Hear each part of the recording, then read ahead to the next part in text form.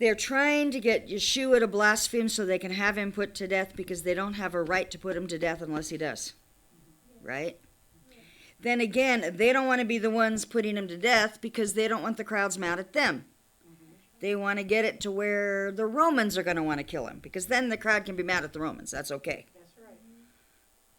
That would be okay. What is it that he picks up on as being blasphemous? When he asks him, are you the Christ, the Messiah? Christ means anointed one. Messiah means anointed one. Christ is just the Greek translation of Mashiach. Christos, Mashiach, same thing, anointed one. By the way, Nero thought he was Mashiach. He called himself a Christos.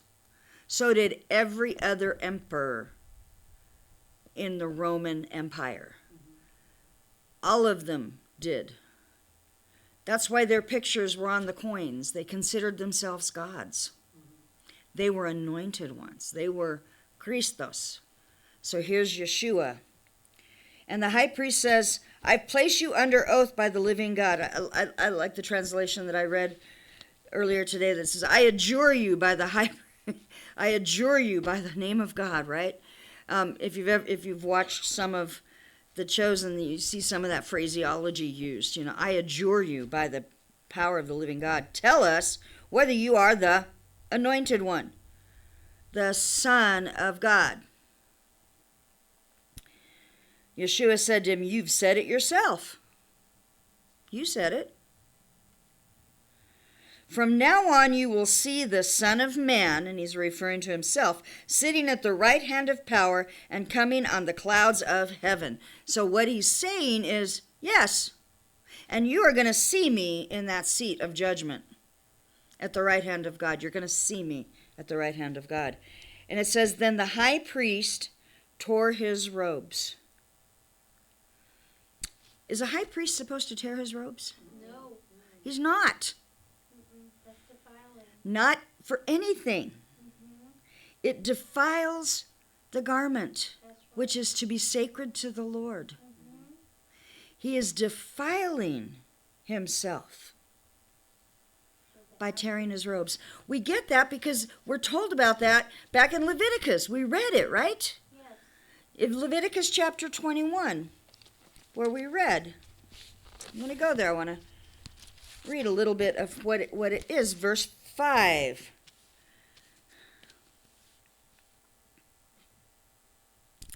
They shall not shave any area on their heads bald, nor shave off the edges of their beard, nor make any cuts in their flesh. They shall be holy to their God and not profane the name of their God. Okay, now, those things that are talked about there, they're not saying any Israelite is not allowed to cut themselves. That's probably not a good idea, especially the way we see it today. But here's what they're saying. You know these patterns of mourning that are done by the pagans? Yes. Don't do them. Don't do them. Tattoos. A lot of people will take the Torah and say that you can't have any tattoos, da-da-da-da-da. The cutting, it says specifically cutting for the dead. That's right. This is an act of mourning. It was done as a way to get the dead person's spirit to be into you. That sounds kind of funny, but you cut the flesh so their spirit can come in. That's right. Native Americans, they shave their heads and everything. Shaving the heads, all of this stuff is stuff that is specific to the mourning rituals of pagans. And he says, my priests are not to do that. My people are not to invite the spirits of the dead to come and be a part of them. We aren't to play games with the spiritual realm. Rather than look at someone who has a tattoo and judge them, think about this. How many times have we played games with the spirit realm? We have kind of a joke with fortune cookies. You go to Chinese food, you get a fortune cookie, right? And a friend of mine used to say, oh, that's a personal prophecy, right? No, it's not. It's a joke. It's a It's a game. It's not real. That's right. The horoscopes that you read in the newspapers, That's right. they're a joke. That's right. They're not real. That's right. They are written in such a way that anybody can read it and find a reason to apply it. They're very generic or whatever. I don't advise reading their horoscopes. I really don't. The fortune But cookies have numbers too. that Fortune you- cookies have numbers that you're supposed to use when you buy the lottery tickets to help you. Yeah, that's supposed to be good luck, right? Okay, so luck has nothing to do with God. No. God has nothing to do with luck. God works through mysterious ways. I will tell you that right now. At the same time, we shouldn't be playing games with it. That's right. We can't do magic tricks to get God to do what we want. Don't cut yourself as a way of saying, I'm sorry this person died. Don't shave your head in honor of the dead. Don't profane yourself. There's rules and regulations are there for a reason, and it is to get us to look at life, not death. Not to tear it. Because that's what it boils down to. It's about life, not death. To profane means to make common. Yes. Doesn't mean to make it dirty. To profane means to make it common, casual. When we have people over for dinner, sometimes I get out the finest chinette we can get, right? Make sure the plates and the cups match. For paper plates, right? But there's fine china too, right? The china is the holy. Chinette's common. Although it depends on how you use it, right? Sometimes we use, it can be really made good. But the reality is it's not bad. Common isn't bad. It's just common. And it doesn't belong in the house of God because God is not common. That's right. Don't make his name common. Don't make his instructions to us common. Be set apart, sanctified, be made different by the fact that you worship God. Don't fall into the pattern that the high priest did, which was to look at the rules as all black and white, as ways of being better than or less than. That wasn't the way it was supposed to be. Yeshua corrected them on many, many things. He never did away with Torah. In fact, he never said it was wrong. What he says in Matthew, if you read the Sermon on the Mount, right? That's what we call it. The Torah is going to be here. It is forever. Amen. The law is not done away with.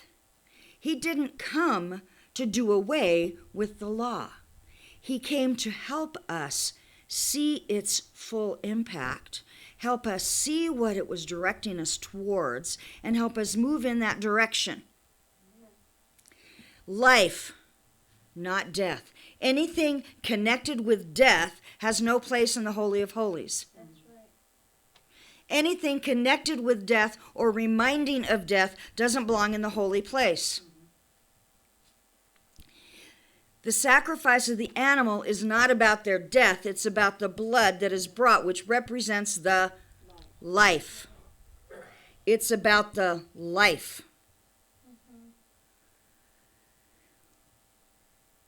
When we read about the table of showbread, because that's one of the things we read about, the bread that is brought before God, right? Right. The bread that is brought before God. And I was asked about this last week, kind of, so I want to make sure I cover it. Oh, where did it go?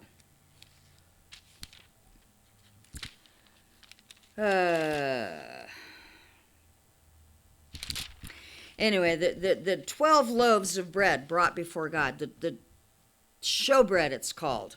Those 12 loaves, they belong to the priests. They were loaves that were unleavened bread, but they were still kind of thick. They were baked on Friday, Erev Shabbat, brought in on Friday evening as Shabbat was beginning. The old loaves were taken out. The new loaves were put in. The old loaves were then shared among all the priests and the Levites who came to serve in the temple that particular Shabbat. Yes. There was a season with a particular leader, a particular high priest, where the showbread, those 12 loaves, fed everybody. Yes. One little bite, and everyone was satisfied. And there would be bread left over. This is about 100, 200 years before Yeshua came. The corruption in the Hasmonean priesthood, the disasters that were brought, the hatred between each other took its toll. By the time of Yeshua, according to Talmudic sources, the showbread was brought out, and the Levites would fight for a place in line so they could get at least one little crumb. And they would run out. Wow. They ran out of bread. Wow. But they would fight for a place in line to eat the showbread. But they ran out. So when Yeshua came, and he preached on the mountain to how many people? 5,000. 5,000. And he fed them what? He fed them fish and bread. Fish and bread, barley loaves. Mm-hmm. And of those barley loaves and the 5 fish and 3 loaves of bread, right? Mm-hmm. How many baskets of full were left over? All of them. 12, one for every tribe, right? Wow, that's One for each That's right. loaf of bread brought out of the tabernacle. You think they didn't connect those two? There was enough food for everyone. Just like used to happen in the tabernacle, in the temple, when the priesthood was holy and righteous before God. Yeshua was showing them something. The priesthood was not clean. It was not righteous before God. They were not behaving as they should. They were not good sons of Zadok. In fact, they were not, many of them, even descendant from the tribe of Aaron. They were Levites, but they weren't necessarily sons of Aaron. It was a political appointee setup. It was not beautiful. They did not honor God the way they should have. Did they celebrate all the approved festivals? Yes, they did, right? They did. And I'm going to go through this list real quick. In talking about the appointed festivals, there's 3 different words that are used. One is the Moedim, which is an appointment. It says, speak to the sons of Israel, chapter 23, verse 1. Verse 2, say to them the Lord's appointed times, Moedim. That literally means an appointment, like in an appointment book. You know, how many of you kept appointment books? Now I have it on my calendar on my Google Drive, right? But appointments, these are appointments. They're set apart. The Lord's appointed times, which you shall proclaim as holy. Convocations. That word convocation means mikrat, and it means an assembly. An assembly. Gather together. Another word for it, the assembly, is to rehearse. To rehearse? Yeah. The festivals are rehearsals of our relationships with God. My appointed times are these. And then it goes on, and it uses one more word, and that word is Chag. How many of you heard Chag Sameach? Chag Sameach, right? Do you know what Chag means? Sameach means good, right? Chag literally means celebrate, dance. Celebrate good. It also means circle or cycle. It's like the dances were in circles, right? The dance groups, there was circle dances. And Chag, celebrate, dance, circle, use the cycle. These are cycles. We go through them every year. And I don't want to spend a lot of time on the festivals because we teach them as we celebrate them. Yes. So you got to come to the festivals so that you can learn what we're rehearsing. Every festival has an historic thing that it's about, something we're remembering, a memorial. Every festival has something for us today in a way that our lives can be changed by God. And every festival has something to say about what God's going to do in the last days. Amen. Some of which have already been fulfilled. Because like it or not, we are living in the last days. We've been living in the last days since the time of Yeshua. Since the time of Yeshua. It's almost like all these last days came up. All these things that Yeshua prophesied of the last days, they happened. 70 AD, when the temple was destroyed, literally stone upon stone removed, people were slaughtered. All of these things that he predicted happened in that generation, including fathers against sons and sons against fathers, and people turning each other over to the authorities. Why? Because Rome said you have to bow down to Caesar, and if you don't bow down to Caesar, you get to die. Unless you're Jewish. If you were Jewish, you had an exemption. So followers of Yeshua who were not Jewish were told they had to convert so they could be Jewish, so therefore they didn't have to die. But Paul said, you don't have to do that. And so they didn't. But what happened was they would be living like a Jew, but they weren't Jewish. So they would get hauled in. Those were the ones that were slaughtered. All of those things happened.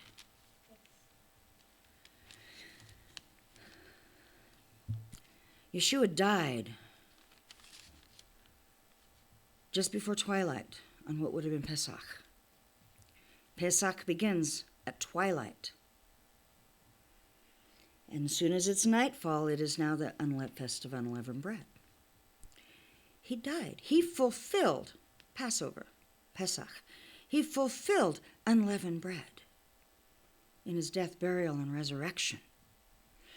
The waving of the Omer, his resurrection, it's a picture of life coming from the ground. It's the life returning to the land. It's the beginning again of the harvest season. It's new life.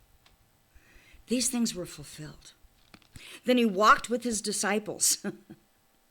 And he taught them. And then he left and he said, wait in Jerusalem. Wait in Jerusalem for it. For what? Shavuot. Pentecost. The day Torah is given becomes the day the Spirit is given. All of these are things we rehearse to remind ourselves of who we serve. All of these are things that are designed to help us live better lives for him. How much sanctity do you need in your life? How holy do you need to be in your life? Because you see, holiness is practical application of the goodness of God. Different, like we've been reading, different levels of holiness were required depending on your job. But all are required to be holy. We are all required to set ourselves apart for him. The degree to which the things we are willing to give up, the things we are willing to change may be different depending on the call on your life. If you were a priest or a high priest, if you were in lineage to be the high priest, there were things you were not allowed to do. Period. End of discussion. If you did them, you were no longer able to be a high priest. Couldn't marry someone who had been a prostitute, right? Absolutely not. However, we have a prophet who was told to. That's right. Oh, that's right. That's right. Yeah. Right? That's right. For a stand- He was told to, Yes, and he did. and he did. But he was not a son of Aaron. That's right. He wasn't a priest. He was not a priest. That's right. He may have been a Levite, but he was not a priest. That's right. He was not held to the same legal standards in a sense. I'm going to tell you something a lot of people don't like. Those of us who are in leadership positions in fellowships, we need to live at a higher level of holiness than what we look around and ask for people to do anymore. That's right. The word says we are to be above reproach. Yes. That ain't easy. That's right. We're human too, okay? Right. So if you've got a reproach to bring against us, please come and talk to us. We'll be happy to talk to you about it. Answer questions privately. That's fine. But the reality is, God's told me to do certain things differently than what he may have told you. Yes. I'm not allowed to watch certain movies. God won't let me. He told me not to. Yes. Okay? Yes. He flat out told me different shows. You know, these wonderful crime-solving shows that I absolutely used to love? Law and Order, right? No. Law and Order. No. Law and Order Special Victims Unit. Law and Order this. I loved them. CSI. Yes. CSI. I thoroughly enjoyed it because I could figure out who done it. And I loved doing it. And honestly, you want to be careful of a woman with a temper who's watched these shows and if they know how to get away with stuff, right? Yeah. Not. You will get caught, okay? How to But get away with murder. how to get away with murder. Yeah, there's tricks in the trade that are being taught to us all the time on TV. But God told me to quit watching them. And I wasn't sure I wanted to because I enjoyed them. Told me I had to quit watching them. So I quit watching them for a while. And I've told you this story. Then I had a car accident and I was stuck at home and I was bored stiff. And I put on a replay of a Criminal Minds episode. And the first 5 minutes of that thing haunt me to this day. God said, see, it affects you. It affects your dreams. I can't talk to you in your dreams if you're having all of this stuff in your mind. I can't get through your spirit if you're here. I want you to give those up. And I did. Okay? That means Craig can't watch them unless I'm not home. But they're not shows he likes anyway. But still, there's that standard that is for me. I can't tell you not to watch them, and I'm not going to because God may not have told you that. Yeah. It may be perfectly fine for you to read murder mysteries. I'm not allowed to. Right? Be careful when we look at other people and say, God told me this is wrong, so therefore it's wrong for you.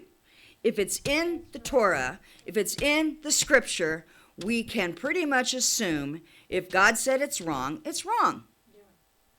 That's it. But you better understand what the word really says.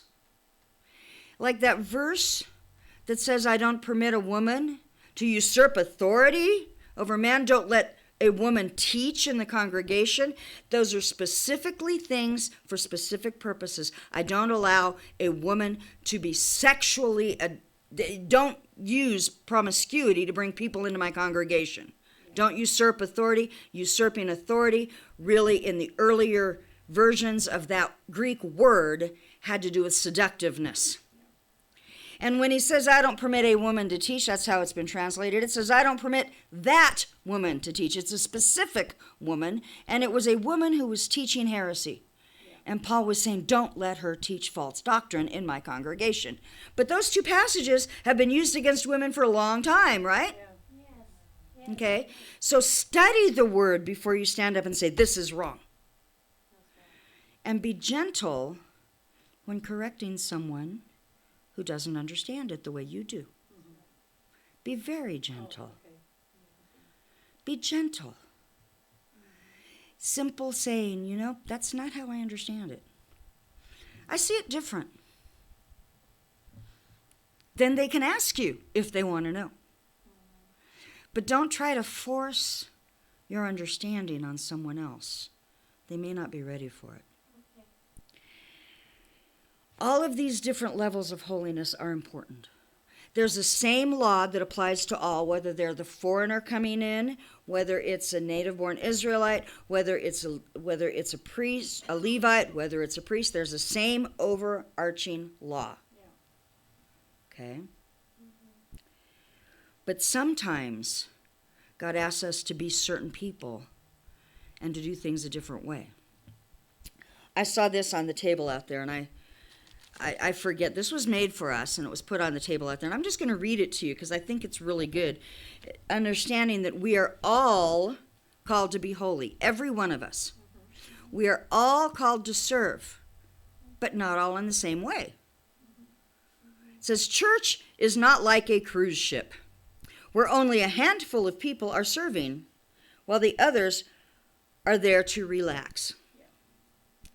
This is too small of a congregation for anybody to get away with relaxing in. That's right. Yes. It's too small. We'll find work for you. Oh, yeah. Yes. And if we don't, it's because you don't really seem to want it. But no, if God gives you a task, come and talk to us. Janie, myself, Craig, we can help you see how it might fit in with the congregation. Deborah, who's not here today, but Deborah is one of these that came to me a while back. She says, I've been doing this thing with the daily bread, getting them ready and getting them and putting them out, and I've become the local person that puts them out at the different places, and I'd like to put some stuff about our congregation in it. And I went, yes, sure. And now she has them shipped here. She comes here. She puts them together. She's got some gals from a high school that are going to come and help her do it as a service act. And Paula comes and helps sometimes. Once in a while I come and help. Janie prints some things up for it. I print some things up for it. We work together as a team because Deborah had a vision. Yeah. She said, I am not a frontline warrior, but I can push the propaganda. I'm not a frontline warrior, but I can push the word. I can share the word. So let me, from the background, share the word. You each have a call. We all have a call. We're not all called to be priests, to take the bread into the holy place. We're not all called to stand there and slit the throat of the cow or the sheep or whatever. And I'm really grateful I'm not, because I don't like that stuff. I'm not a butcherer. I'm not good at that stuff. I want my meat already prepared and cut and ready for the cooking or freezing, right? But here's I'm not here to preach either. But yeah, Paula says she's not here to preach. Paula's been coming and cleaning lately, which has been very grateful, because Janie's not been feeling well. She's been dealing with stuff she's had to deal with. Janie comes and does the walls. Janie, if you want to put a decoration up in this house, you need to talk to Janie. I will direct you to her, because she's in charge of the visuals. Okay? If you have a calling, and we all do, every one of us, yes, even you, we all have callings. If you want something to do, Ask God, what am I supposed to do for this congregation? What do I do for you? It may not even be for this congregation. It may be something that you are supposed to do apart from the congregation. But let us pray with you over it. Be set apart, not to be, okay, let me rephrase that. Be set apart, not to be better than, but to be holy and set apart for service, according to the calling God has placed on you. Sanctify yourselves before the Lord. Do what He's asked you to do. And ask for His help if you don't know where to do it or how to do it.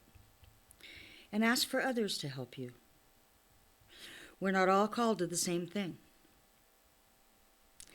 At the same time, when David was hungry, when he was running away from Saul and had not had time to pack any food or provisions, he stopped at the tabernacle. You find it in 1 Samuel chapter 21. He stopped at the tabernacle and he asked the priest Ahimelech, do you have any food? And Ahimelech said, all I have is the showbread. And David said, can I have it? David was not a Levite. He was not a priest. But he was hungry. And he had men waiting for him who were hungry. And Ahimelech gave him the bread. Why? Because the legality of the law is for life. Yes. Yes. We are to live by it, not die by it. Yes. And this was how Yeshua said, when I heal the sick on Shabbat, when I do the good things like this, it's because we live for life, not death. Was David had a right to eat the bread? Technically, no.